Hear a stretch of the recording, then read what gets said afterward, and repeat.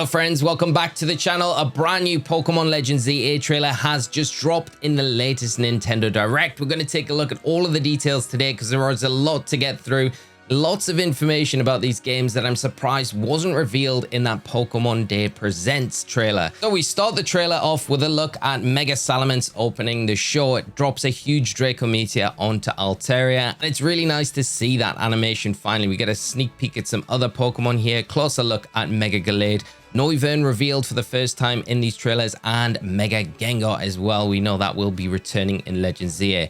We start off the trailer in Lumiose City in the daytime. We get some new gameplay shots here. We get the starter Pokemon and a basic idea of what Legends ZA will be all about, which we got a good grasp of from that last trailer in the Pokemon Presents, where we'll be going around exploring Lumiose. We'll be doing missions and we'll be going out and catching Pokemon. We do get the reveal of Pansear in this early stage of the trailer. And if you're keen-eyed, you'll see the Panpour just sitting up in the tree area up there. So another new Pokemon revealed in today's trailer. But then we move into the wild area information. We get some more new Pokemon revealed here. We get Slowpoke revealed in these wild zone areas. And we know these are areas in the game where we can go primarily catch Pokemon. This is where Pokemon live within Lumiose City, but it does reveal and confirm in this trailer that Pokemon can be caught outside of wild zones as well. So you can specifically in this trailer go up on the top of the buildings in Lumiose and encounter Pokemon there. But I'm pretty sure we'll also see Pokemon out and about in other areas of the city, not just on the rooftops of these buildings. And then we come to the next stage of this trailer where it gets very spicy. If you remember back to the Pokemon Presents trailer, at the very end we got revealed this symbol, and we kind of theorized that it would be something to do with a battle facility in Lumiose City. It is exactly that, and it is the Z to A Royale, which means when Lumiose turns to nighttime,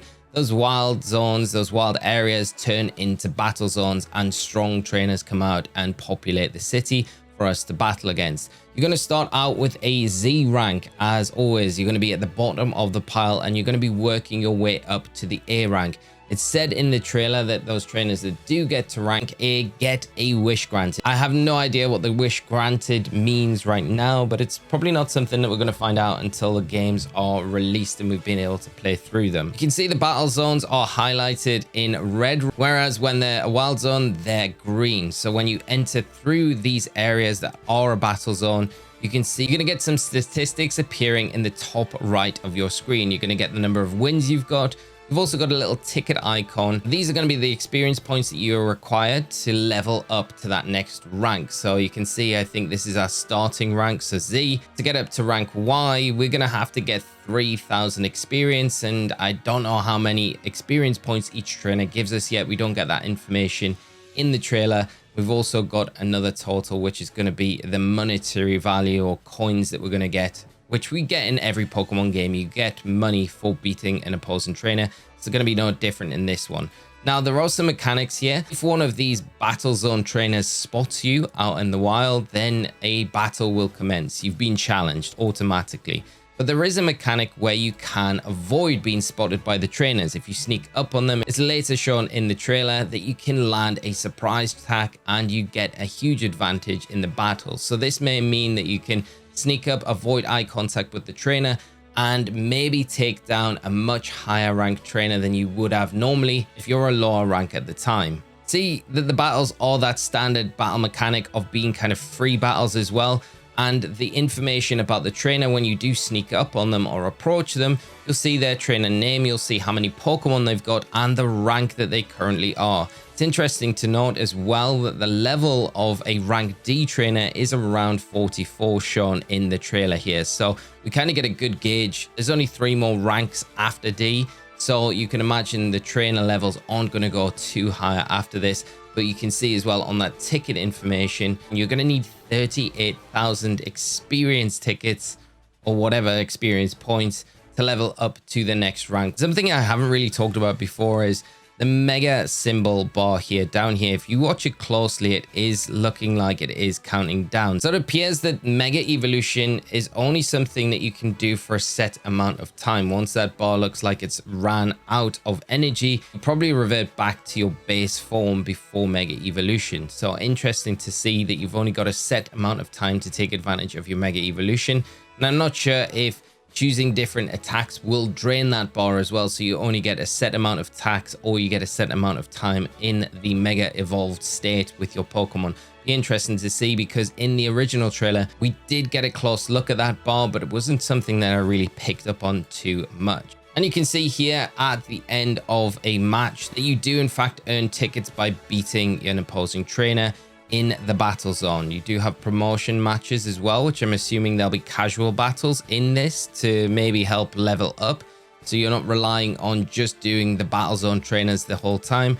But then we get some more information about hitting that rank A and other trainers saying what they would wish for if they got to that rank. Then we end off the trailer with battling and catching a wild fletchling, and then battling against an opposing trainer's Holucha, which kind of indicates that through the day you catch your Pokemon, at night you battle with your Pokemon. Maybe the two transitions of how these day-night cycles work in game.